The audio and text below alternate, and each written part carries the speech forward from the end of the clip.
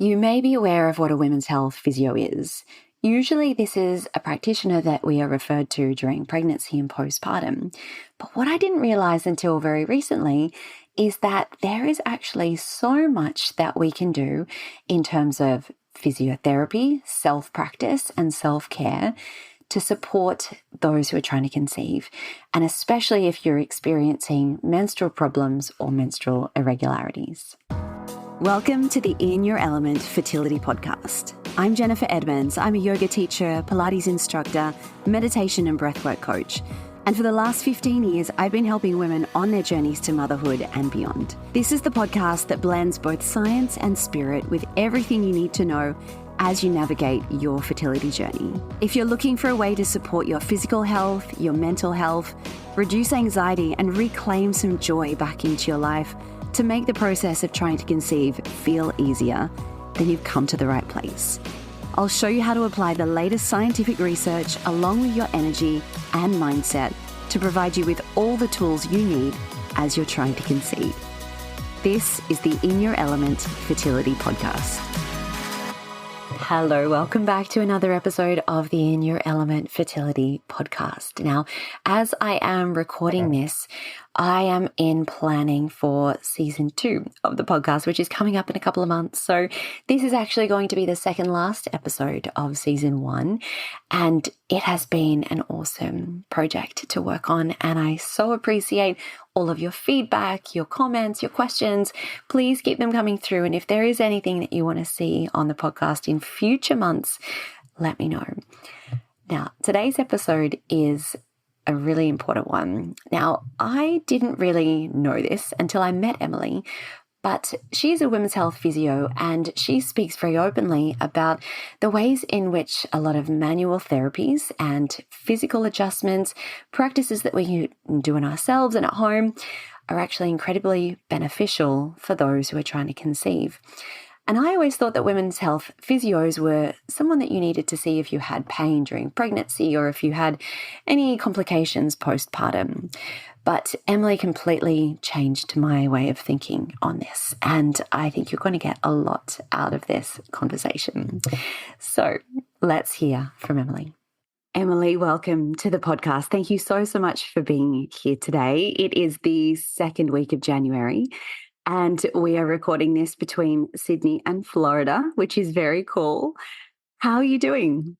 I am doing so well, Jen. Thank you so much for having me. Yes, I'm on a little bit of a partial work travel trip to Florida, originally in the snowy New England region, but it's nice to come speak with you today. Thank you. Well, for those who might be new to you, and particularly the work that you do, I'd love for you to give us a little bit of an introduction. So how did you come to doing the kind of work that you're practicing now, and why are you in this space?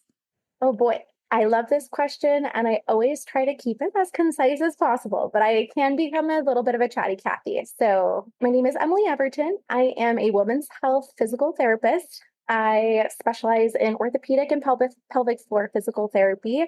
And I also have introduced fertility into my practice as well over the last year, which led us to connecting. So my background in physical therapy, I originally started off as an orthopedic physical therapist and really in the dance medicine space. And it was through this experience, as well as my own personal experience with a condition called hypothalamic amenorrhea and disordered eating, over exercise, relative energy deficiency in sport, that really led me to starting my own practice and doing what I do now. So again, between my personal background and then seeing a lot of women in the physical therapy clinic coming to me with overuse injuries, and I was working with a lot of dancers and just female athletes with missing or irregular cycles and low bone density or early osteoporosis in their 20s and histories of challenged relationships with food in their body. And it just became increasingly clear to me that I could not provide this very holistic care that I wanted to do in the traditional conventional PT model. So that's really what got my gears turning. And I eventually decided to open my own practice in body physical therapy and wellness. And the real mission is helping women come back home to their bodies and building resilience to do what they love for life. And a big part of where my practice has gone is helping women in their pregnancy, postpartum, and preconception journey and incorporating some of this fertility work, which I'm excited to chat with you about today. So I have so many questions for you, Em. And one of the things that drew me to you was, obviously I've worked in this space for a long time and I saw a lot of women's health physios throughout my own pregnancy and postpartum journeys. But I had actually never come across a women's health physio who spoke about this kind of work in relation to fertility and preconception. So can you tell us how it all works? Why is it important to consider your pelvic health and your pelvic floor health when you are trying to conceive?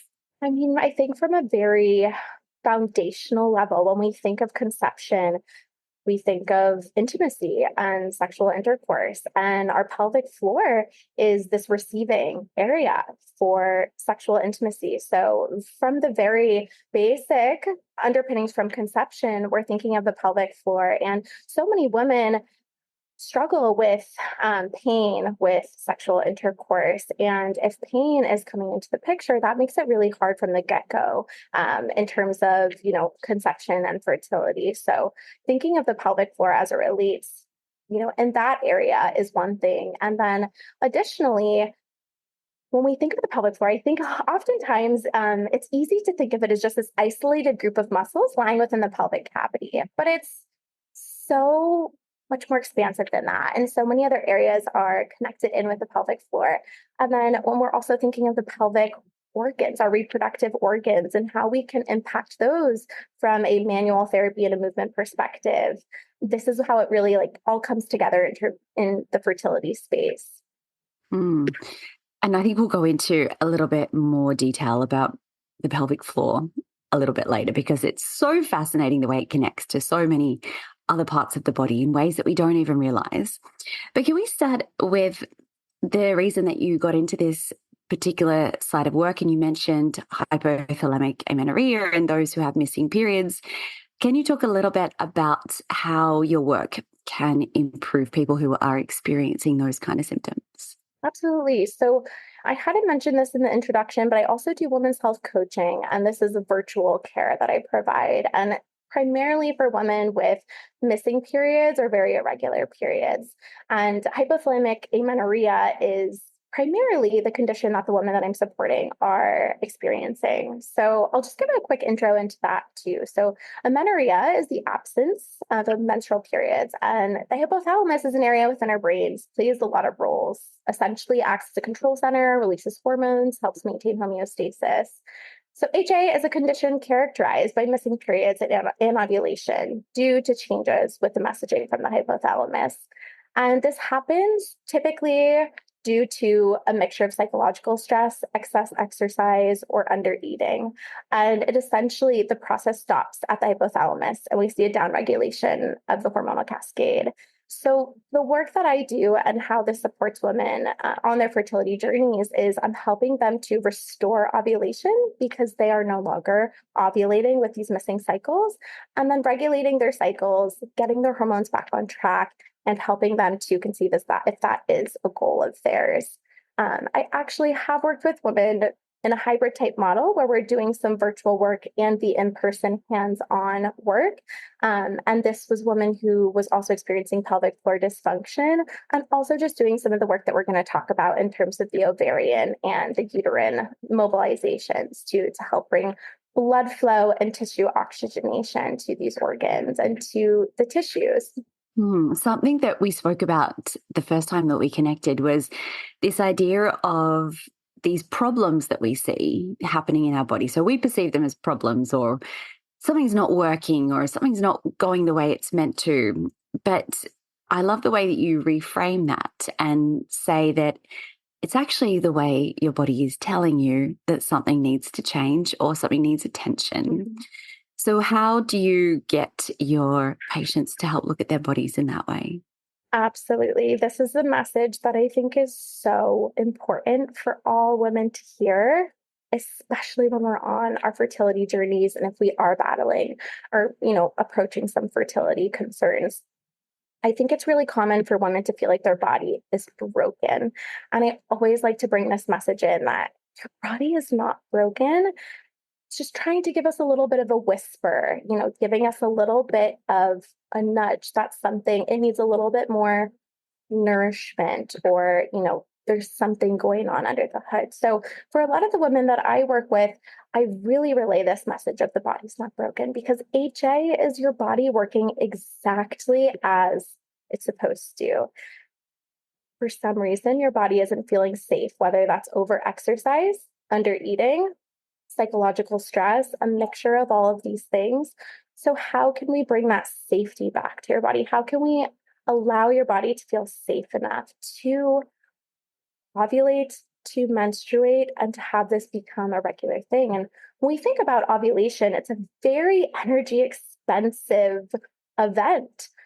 So that safety is really, what it comes down to.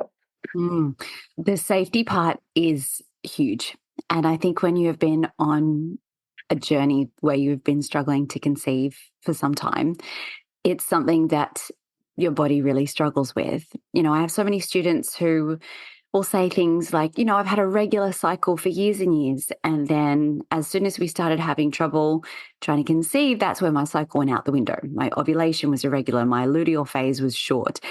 And you notice that these things start to really affect women's hormones and the way that their body is responding to the external stress that's going on in their lives.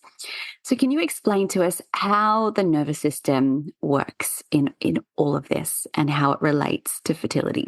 Yeah, absolutely. And I think going back to what you just shared there, that stress piece, it's actually been really eye-opening, both historically in my personal journey and seeing it day in and day out with women, how much stress really can impact us and how that shows up on a fertility journey. So our nervous system is always looking for safety. And I find that some women have more resilience. Their nervous system is a little bit more resilient to different stressors.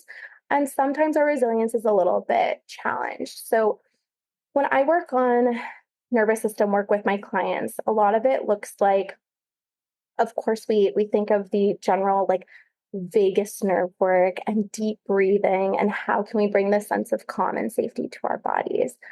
But also, how can we impact that nervous system from other areas? So through movement, through nourishment in terms of food, through getting out in nature, through the things that we are reading or watching or doing from a work perspective, it really is. There's so many ways that our nervous system is impacted, and that comes into the realm of fertility, that it's really taking this like bird's eye view into everything that's kind of contributing to this.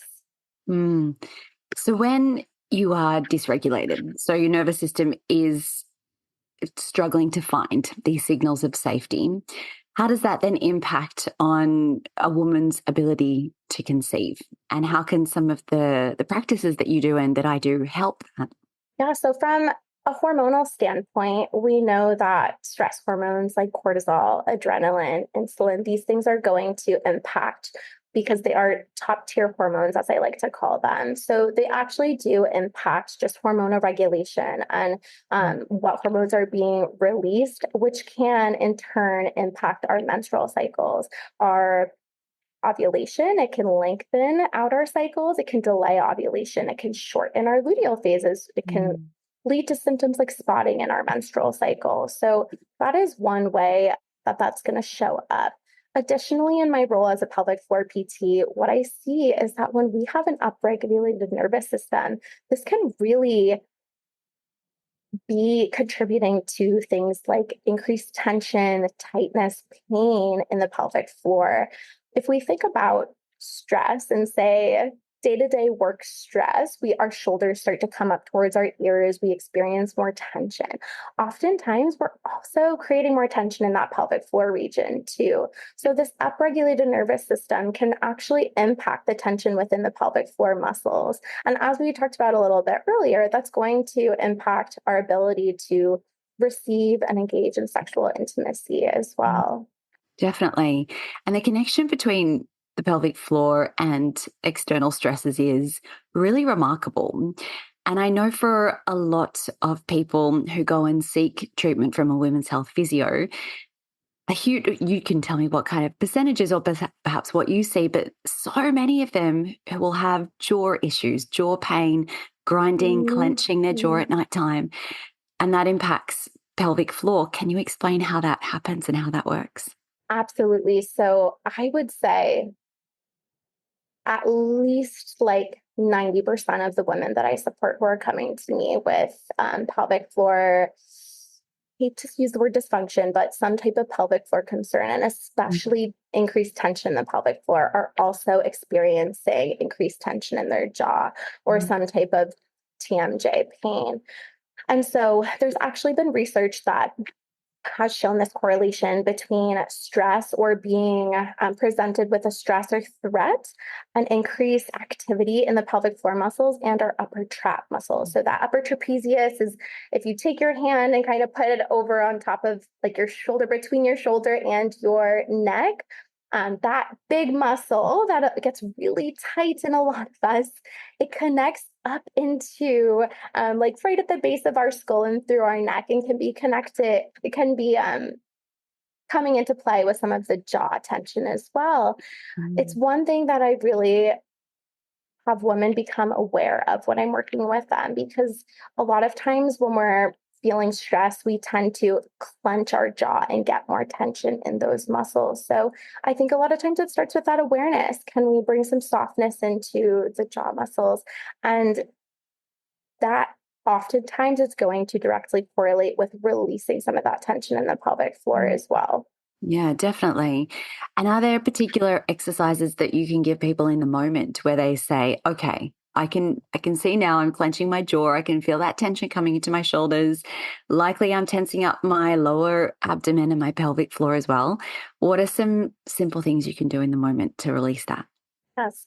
So some simple things you can do. First, it always starts with that awareness. Can I bring Mhm. some awareness as to what's going on? I like I like to start with the awareness because sometimes we can actually identify specific triggers that come up for us, things that are coming up that are directly connected to this increased tension. So that's where I would start. And from there, one of my favorite things, as I'm sure you enjoy too, Jen, is just some deep breathing techniques. So, can we do some big, nice diaphragmatic breaths? Can we do some humming? So, this is going to stimulate the vagus nerve, which can allow us to tap into that parasympathetic nervous system or our rest and digest system. I will also take some of my clients through just self jaw release work. So, releasing some of that muscle tension just with their hands or some tools that I have in the clinic and that they might have at home. Mm. Some gentle myofascial release work through the upper traps, through their upper back. I do like the 360-degree breathing because we do get that diaphragmatic excursion and nice, good diaphragmatic breath. We also can get some good air in through the abdomen and release any gripping through the abdominal wall, too. That can be pretty common. So I Mm. typically start with that awareness, doing some of that myofascial release work, doing some nice deep breath work. And then of course there's some other movement things that we Mm. add in there too. My gosh, I'm just doing a few of those things as you're chatting. And how good does it feel when you just take a moment to take a really deep breath, massage out your shoulders, give your jaw a little bit of love? Oh my goodness, the difference it makes with just a minute is amazing. Absolutely. I will also say that we often hear of the jaw pelvic floor connection, Mm. but also from the foot up too. And I know you can probably appreciate this too in the work that you do, that we can have increased tension in our feet and ankles, and that can also translate upwards to the pelvic floor too. So it really gives us this appreciation how everything is truly connected, top Absolutely. down, bottom up, and our pelvic floor, pelvic cavity is like right in the middle. It's like the center of our being. So it can kind of, be impacted by a lot of different things. That's a really important thing to consider. It is in the middle. It's taking in all of everything that's going in the body from the top down right to the feet. So, something that we were talking about before we hit record was this idea of not adding to someone's plate when they're going through infertility trouble challenges, sorry. And and I love this because, you're already doing all of the things, going to the appointments, going to your acupuncture, taking all the supplements, watching your diet. There is so much to consider and to do when you are trying to conceive.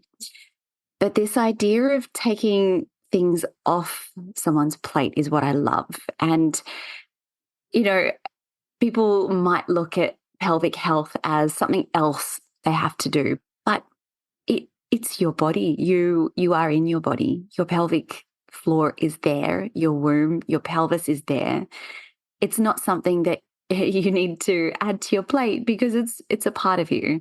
So how can we start to really come home to this idea of being in our bodies and just allowing them to be, as opposed to thinking of our bodies as something else we need to attend to?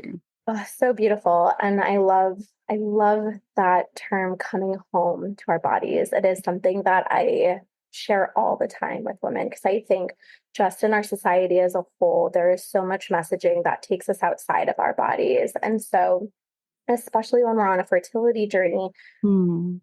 coming back home to ourselves can be really, really powerful. Whether we're going through fertility medications, if we're going through IVF, or if we're going through recurrent loss or whatever it may be, I've heard the phrase over and over, I feel like a science experiment. I feel like I am taking all of these medications. I am, injecting these medications, and it can be really overwhelming. So that is a big area where I see my role in the fertility space coming in, because it's time for me to spend with women and for women to come and just dedicate that self-care time to themselves, where we focus on just being in our bodies, bringing some of that safety into our bodies, and Mm. just letting everything relax and calm down.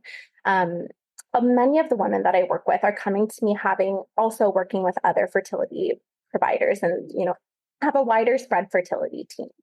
And I find one of the questions I'm asked very frequently is, what else can I be doing to help my fertility? Like, what more should I be doing? What foods should I be eating?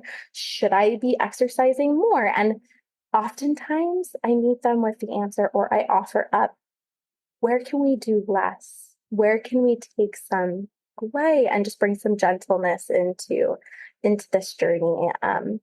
Sometimes more isn't more, and we really need to just stand where our feet are planted, ground ourselves within our body, and bring some of that gentleness in.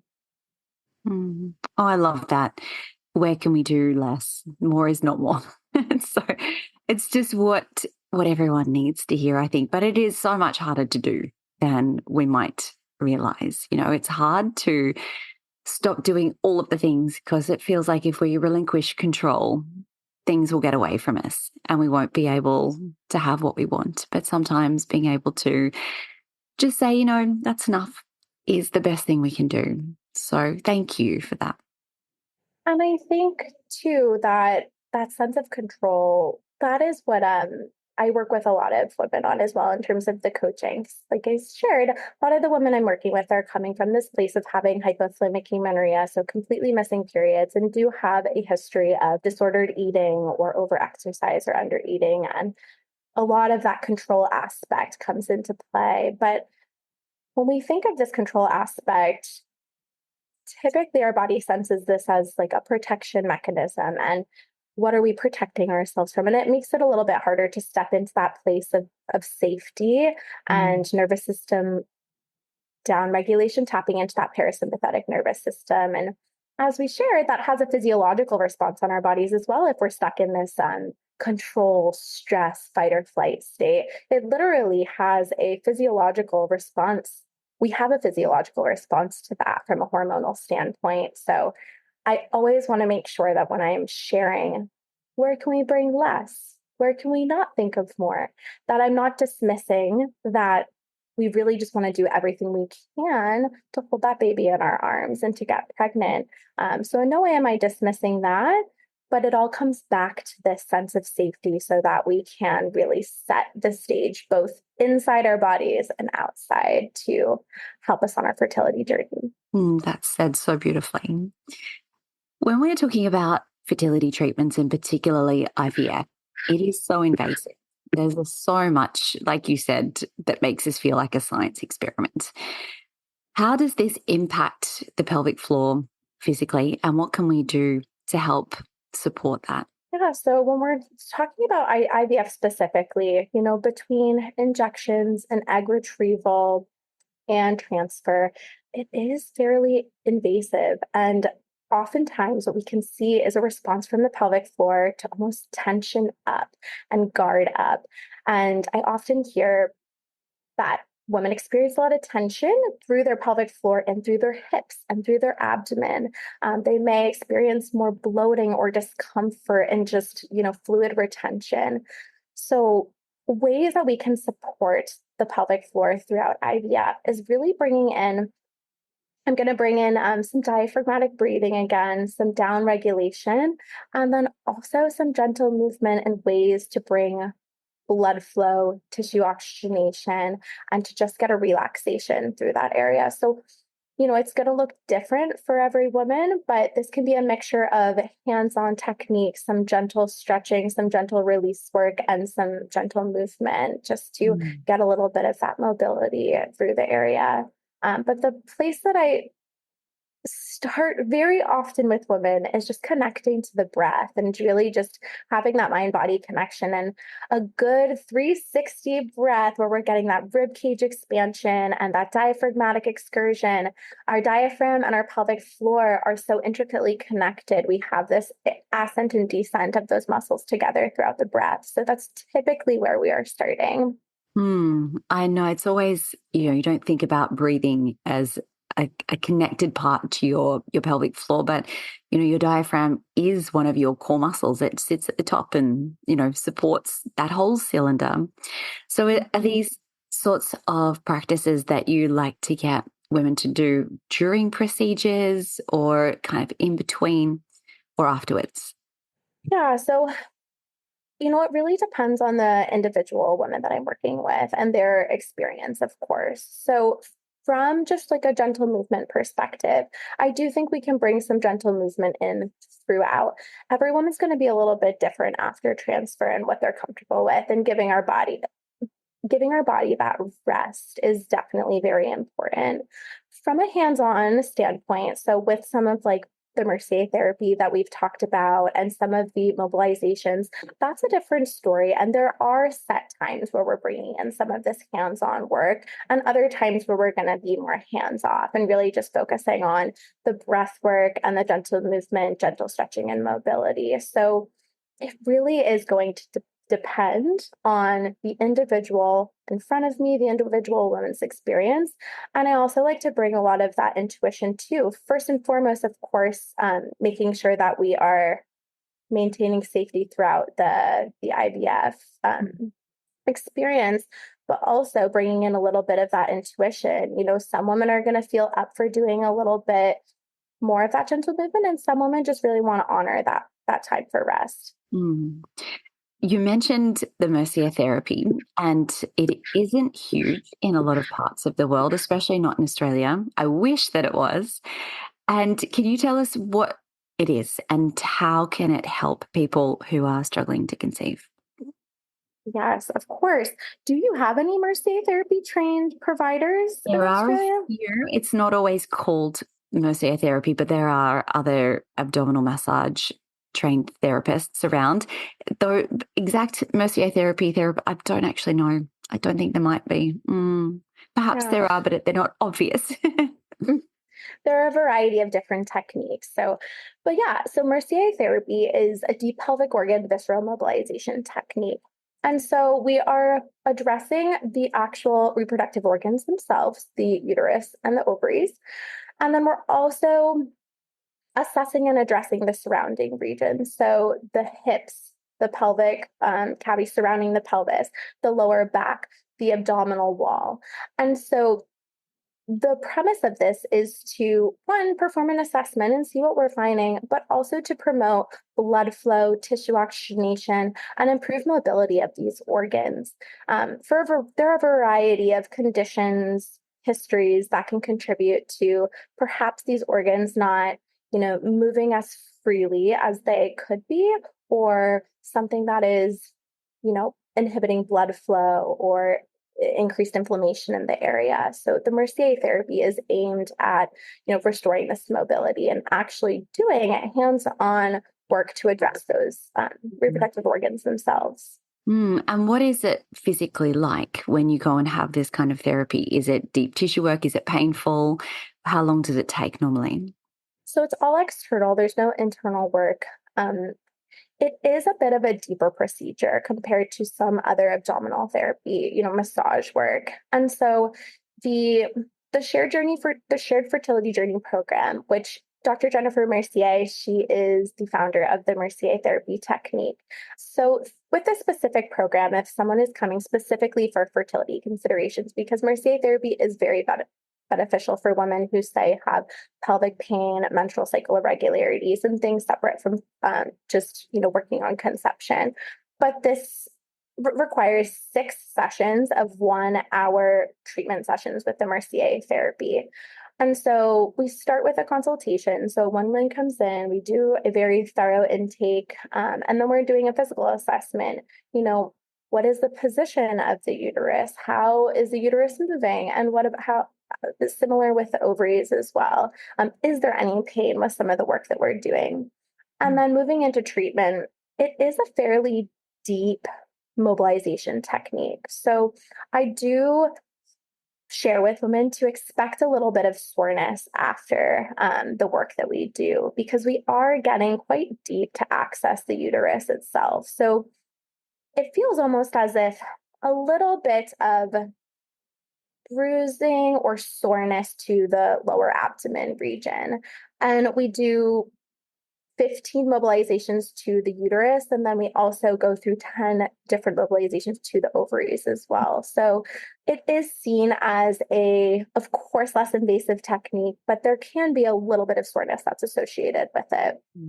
And we're also working on the tissues surrounding, like I had mentioned too. So we're working on those hip flexors. We're working on the quadratus lumborum up through the upper abdominal wall and through the lower back and glute region too. Essentially to kind of free up the space and free up those ligaments that connect that uterus to the pelvis as well. You mentioned the hips and the surrounding areas of the pelvis, and I know that the hips are one of those areas that are quite deeply connected to the nervous system and to ways that we hold tension. Can you explain how that ends up happening when someone is in a stressful state, how their hips can then tighten up and how they can benefit from some of these release therapies?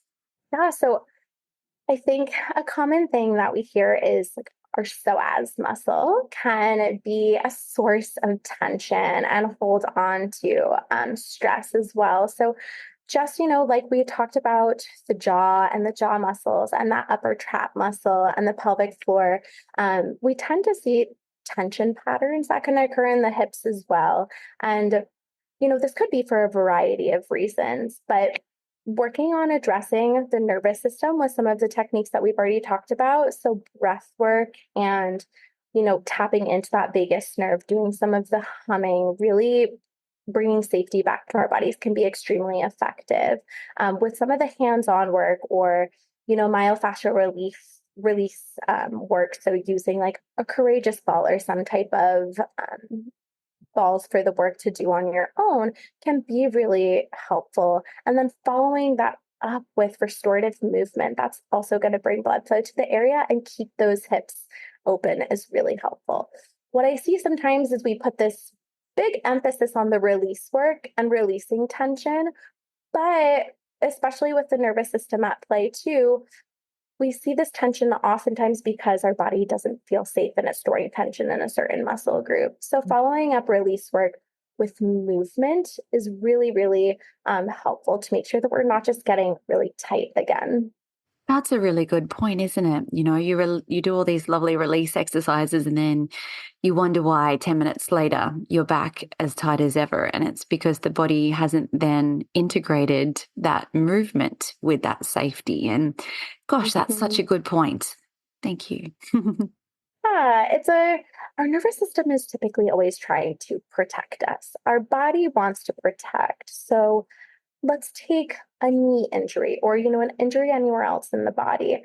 We're typically going to get a lot of muscle tension surrounding that area, or a lower back injury. We think of like muscle spasming and getting pretty tense. If we don't then reintroduce movement and go through this healing trajectory, our nervous system is often going to be like, I'm going to keep these muscles tense because I fear that I may re-injure myself. And so a lot of times this tension is a form of protection and safety. So bringing in that movement is really helpful to send that message back up to the brain, like, we are safe here and we're building strength or whatever it is we may need on an individual level. Oh, there's so much wisdom in that. Thank you. Emily, I could talk to you about this stuff forever. You are just such a wealth of knowledge, and thank you for sharing all of it with us today. Before we finish up, is there anything that you would like people to know if they are, embarking on their fertility journey or they've been on it for a long time? And one thing that you would like people to take away? One thing I always like to share with women is trying to really embody this hope and knowing that everything you need on your journey is often lying within you. I think we can gain so much from resources and different providers on our journeys and seeking out help. And sometimes we can start to get a little bit outside of ourselves. And like I said, feeling like our body is an experiment. So if I could offer one piece of advice, it's taking 1 minute, 2 minutes, 5 minutes, 10 minutes, something that's just going to come bring you back home to your body and really feeling that hope and that peace and that joy and trying to bring that back in. And working with you, Jen, would be a wonderful way to do that, to come back home to your body with some restorative and fertility focused yoga. Such a beautiful sentence, isn't it? Thank you. Well, if people would like to connect with you and learn more about you, where's the best way they can do that? Yeah, so I feel like I've been saying this for a long time now. I am doing a website relaunch, hopefully coming in about March, but I do have a website up right now. It's at embodyptwell.com. I can be reached through Instagram. I am Emily Everton .dpt on Instagram. And I can also be reached through email, emily@embodyptwell.com. Thank you. And I will pop links to all of those in the show notes as well. Thank you again so, so much, Emily. I look forward to connecting with you soon. Thanks so much for having me, Jen. Thank you so much for tuning into today's episode. If you loved what you heard, be sure to share it with me by leaving a review so I can keep all this information coming your way.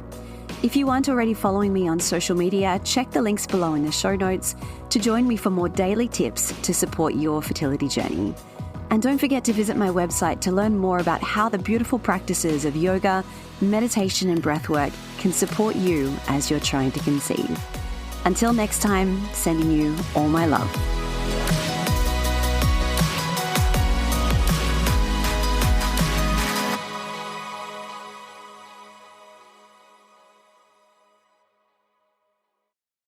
The most common thing I hear from students who are on their fertility journey is that the stress of trying to conceive has taken over their life. Your days end up being filled with endless appointments, navigating pregnancy announcements. You're trying to eat right, take all your supplements, and it is all you think about from the moment you wake up.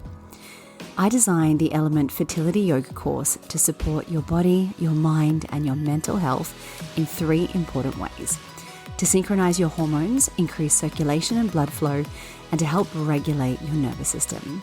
But on top of this, the greatest gift that you can give yourself throughout this journey is a sense of peace, to help you calm your mind and just make this process feel easier. Every single one of my students tell me that this is the first thing they notice after starting a yoga, meditation, and breathwork practice.